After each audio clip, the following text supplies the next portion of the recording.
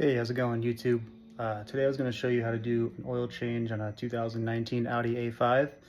I'm going to do the oil change from under the engine instead of from above the engine. Typically, some people like to change the oil straight out of where the dipstick tube resides. They typically buy like an extraction pump. I actually have one of those, but doing that, it ends up, you never end up changing the oil from below. And there's only one plug underneath the car that stops the oil essentially from coming out, and it has just one O-ring. So what I do is I typically take the undercover tray off. I take the plug off, and then I send the plug back to FCP Euro, which is where I buy all the oil for the car. I buy the oil, the filter, and the drain plug.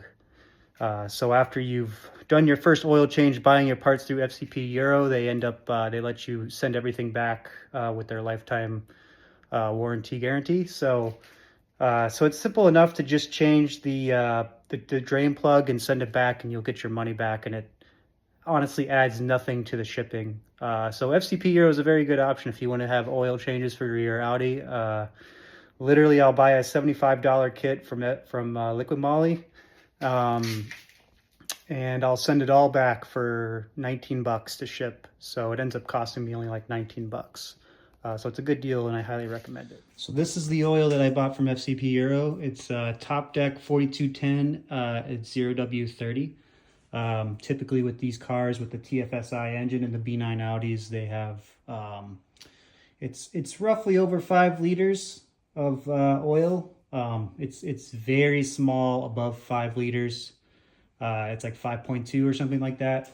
I generally only fill the car with just this 5-liter bottle. Now I don't even actually go to the end. I fill to maybe 4.7 to 4.8 liters out of here. And that typically puts my oil level at full in the car. And also I have a man oil filter as well. So that's what I used for the oil filter. And they also gave me one of those typical drain plugs as well, as I was talking about. So you just have to order that. And then once you take the oil out, you save the oil, dump this oil in. I tend to just dump the used oil back into this container. Typically, I don't even really use my extra liters. So what I do is I just send basically this back without it being used at all. And I'll send back this used, as well as putting the used filter in here and the used drain plug in here. Sometimes I'll always change out the 1 liter. I have an additional 1 liter here, just in case I have to top off throughout the oil change service.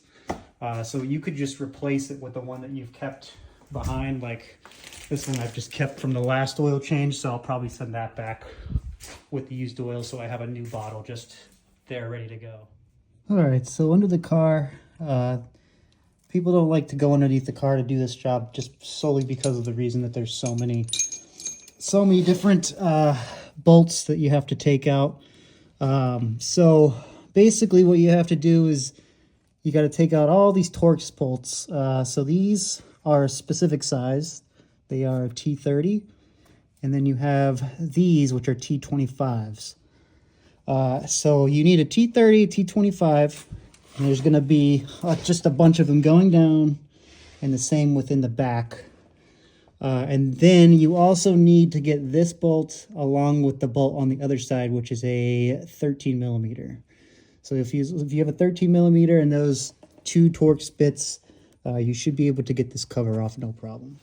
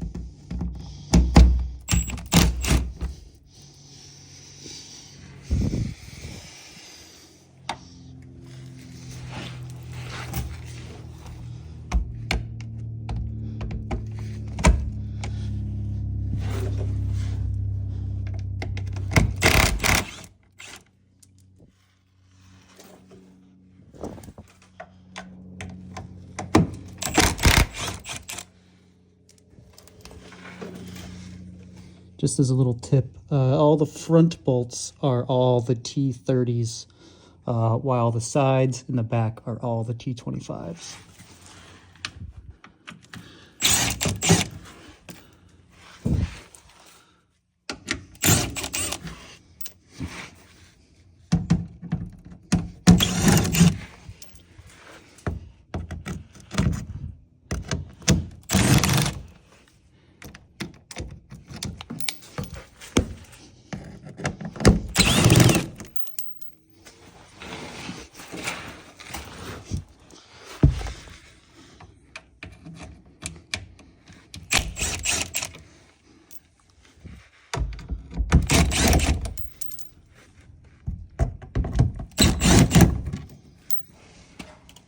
Also, one last tip, there's this T30 that you have to get that's plastic.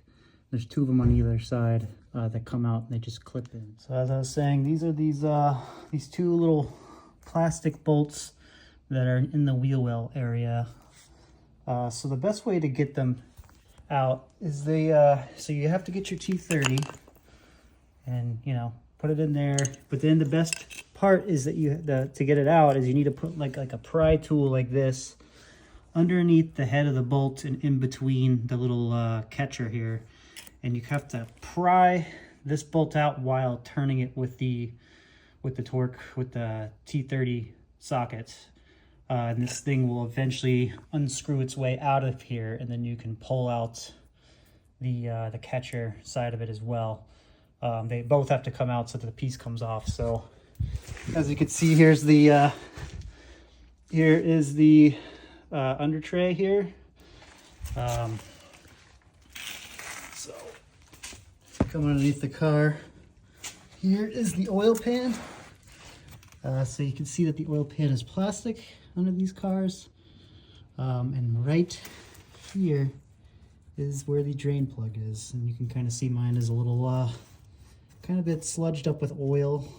So it's a good thing to, you know, get in here and change it once in a while, so that one single O-ring isn't what's holding everything back from falling out. So yeah, once you get that done, you just have this little honeycomb oil drain pan left, and you can see other bits of the car here. So I'll show you how to remove it. Another good rule of thumb when draining the oil is to just loosen up the cap so that the oil can drain out faster. I also have a ECS tuning oil check indicator dipstick. They normally there's just like a little plastic cover here. So I ended up spending about, it was like 60 to 70 bucks for ECS tuning, so I could check the oil from the dipstick and not just from the car. It kind of isn't the best. It ends up showing the engine being very full with oil, even though the computer says it's like at the optimal level. So it's kind of not the best indicator of oil, but it's just a good quick way to be able to just check how much oil is in there, because, you know, trying to figure out the oil level from the car can be kind of annoying. You have to always wait for the car to be heated up, and you have to wait after that for a few minutes for it to drain in the pan, and it has to be a specific process you have to do, and you have to open the hood, and it's just very annoying to have to, you know, go through that lengthy process when all you could do is just lift this out to just see if there's oil. So also in the process, we should take the cover of the engine off so we can get access to where our oil filter is located, which is right here. So again, just loosen that up like that so it's just kind of sitting on top there, and we'll go underneath and drain the oil. All right, so I got my oil drain pan. And also to remove this drain plug, I've purchased this Audi specific tool for removing the drain plug. Basically, it's just a fancy plastic flathead screwdriver that's just much smaller. So you can Google this. You can look on FCP Euro's website or on Amazon, and you could just search Audi drain plug tool, and it's usually this little plastic thing with a little flathead bit at the end. And all it does is it just easily can go right on and seat itself inside of this drain plug. Nothing that like a, you know, a normal flathead screwdriver just can't do itself. But it like seats itself nicely right there where it's, you know, perfectly on. And all you have to do, so for removing this, if you're using a flathead or this tool, you just turn counterclockwise and spin, and it's only about a quarter turn or half a turn, and then boom, out comes the oil. So yeah, it's nice that it even like holds on to the tool after you take it off and everything. So it was only like, I don't know, 10 bucks or less than that. And I just keep it in my toolbox. Probably should have heated the engine oil up. It's going to be quite a while till this all comes out. Okay, so while the oil is draining, this would be the perfect time to start tackling the oil filter housing. So to get this off, you're going to need to buy a 32 mil socket. I was able to pick this up, I think at either AutoZone or it was actually at Lowe's. Got a Craftsman 32 millimeter socket that just sits nice and snug on top. And usually I just toss in an extension, or you could just put your socket right in there. And you just simply, you know, loosen it up. It shouldn't be on there very tight. It should just easily come off. This is a plastic housing, so it should not be on there very tight. It's the same when you go to snug this back down. It even says like the torque spec on here. I don't know if it'll come up on here, but it says only about 9, or not 9. It says about 2 something Newton meters of torque, or 7.5. So I don't even torque it down. I just snug it down with the torque wrench, but then I don't give it any extra, you know, you don't give it any extra torque or anything like that. So you just slowly lift up. There's going to be oil in here, so you're going to hopefully try not to let it come out the sides. So if you just go slowly enough, we can slowly get this off.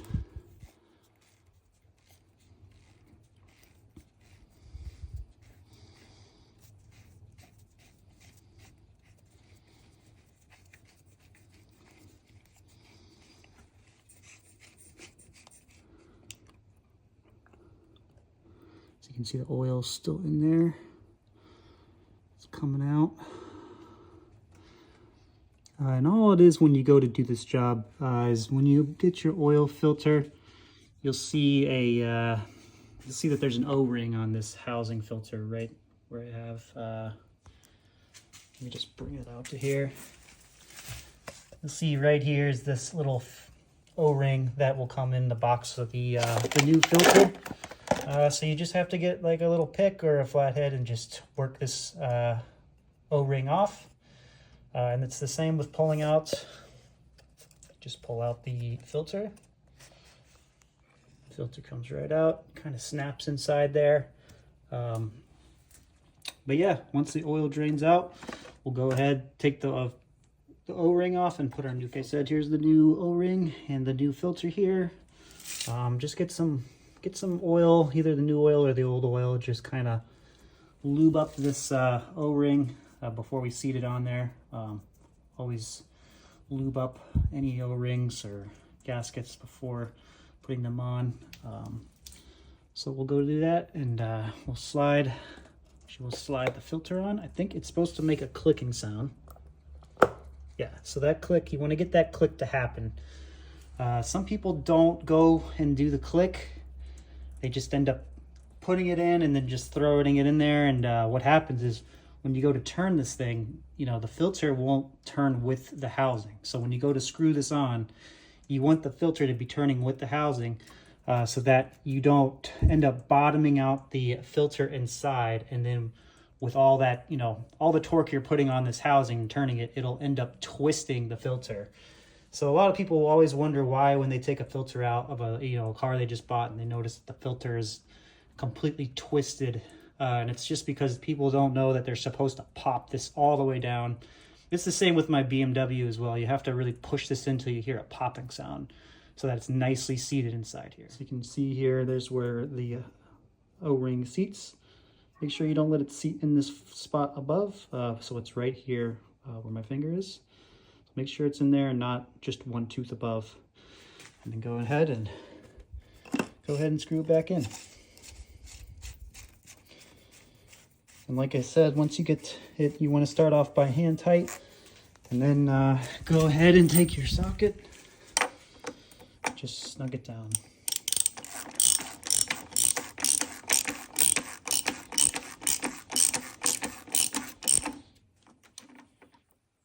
Just like that, hand tight like this, and don't really give it much more than that. All right, wheel's coming to a stop almost. I got the new drain plug on here. I got some oil, lubed up the O-ring as well on here.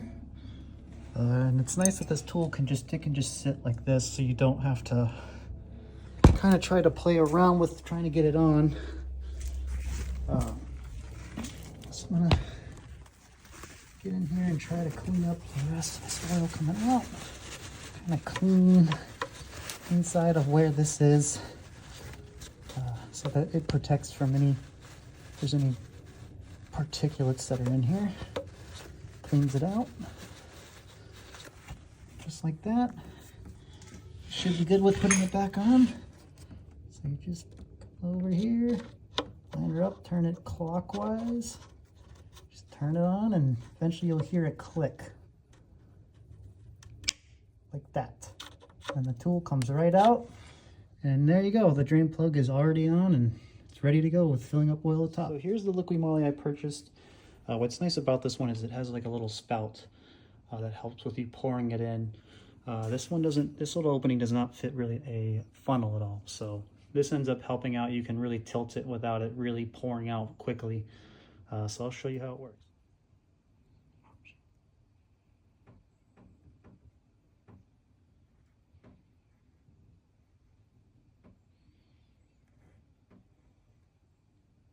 Just a little tough to hold this while filming.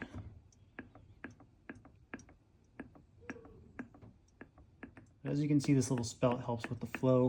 It doesn't really dump it in really fast, so it helps control the flow and being able to get a correct shot into that fill port.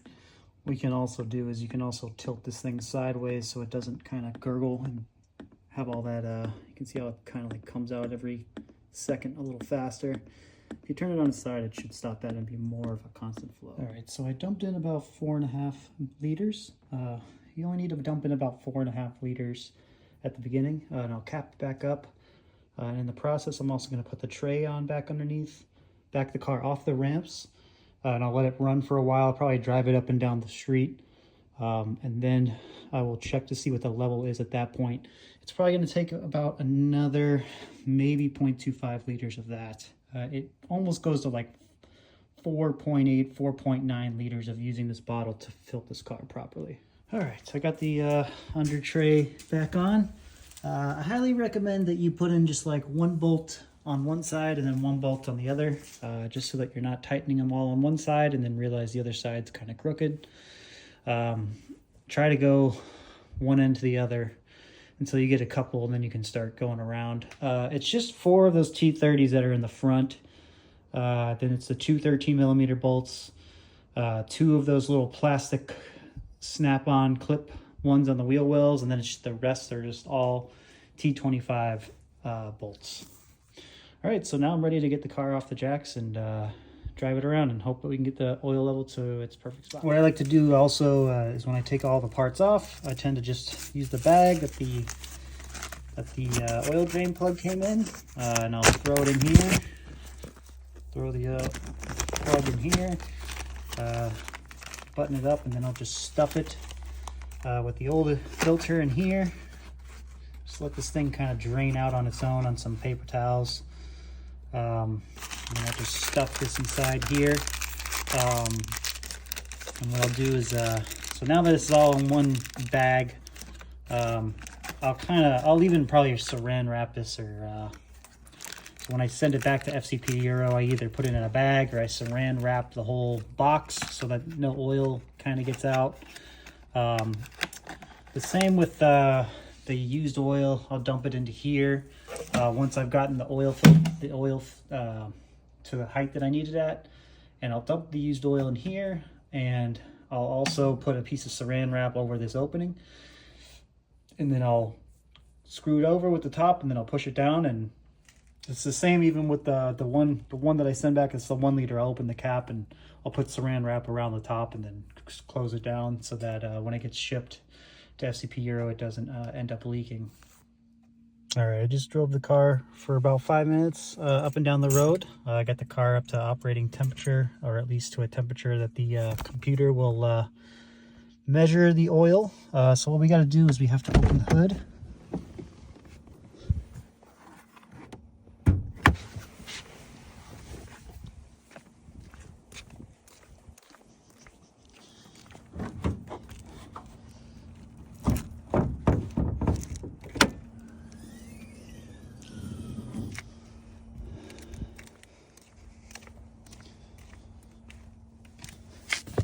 All right, now that the hood is up, just put the car onto the on position, but not starting. And you're gonna go to the main menu, go to vehicle, and you go down to service and checks, go to oil level. And so it comes up with this message saying that it will display after 2 minutes after the engine has been switched off. It's saying that the engine must be warm as well and be level, and the vehicle be leveled. So I'm on my street, so which is pretty level. My driveway's a little slope, so I usually just measure it while I'm on the road. So we'll see when this comes up. All right, I had to kind of like reset the car. I kept just showing that message on here about waiting 2 minutes. So what you do in that case, if it doesn't seem like it's going to show the level, you have to just turn the car off, lock it, and just walk away for like 10 to 15 minutes, and then come back and, you know, wait for the Audi A5 logo to pop up back on the screen. But as I look at my oil fill, it looks like it's at the max, so it should be fine. Like I said, it should be 5.2 liters, and it's showing that I'm at the full mark. So I guess I won't go to adding it anymore, but I will just kind of keep an eye on this, just, you know, as time goes on. I am back in my driveway, which is a little slanted, but what I'll do is I'll keep checking this every once in a while just to see where it comes in. Maybe the next drive I go, you know, 5 or 10 minutes, I'll come back and check it and just make sure it's not anything below the min. But yeah, that's how you do it, and that's how you go about changing your oil in this car. It should hopefully save you some money of getting it done at a shop.